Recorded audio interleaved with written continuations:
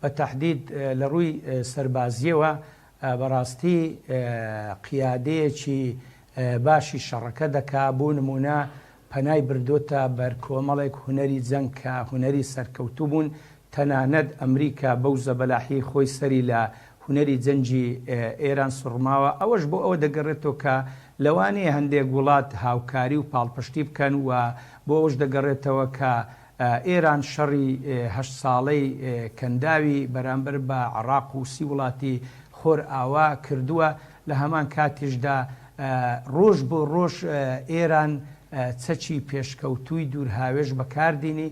بۆ نمونە چەند ڕۆژێک بەر لە ئێستاکە ینی ڕۆکێتی کیشوەر بڕندەی 4000 کیلۆمەتری گرتە ئەم دوورگەیە کە ئیستهدافی کرد، بەڕاستی ئەوان تەوەقعیان نەکرد. ئەو ترامپە بۆ خۆی جارجارە دەڵێ ئێران سارۆخی هەیە کە دەگاتە ئەمریکاش. ئێران هێشتا ناچار نەبووە کە پەنا بباتە بەر بەکارهێنانی هەموو ڕۆکێتێک و هەموو تەکنەلۆژیایەک و هەموو فەنێک. یعنی کورد گوتەنی ئەوە چی عەرەبی هەیە دەڵێ ئەلغەریق یەتەشەبەس بکولی حەشیشین، بە ئاوداچوو دەست بۆ زلە جیاژ دەبا.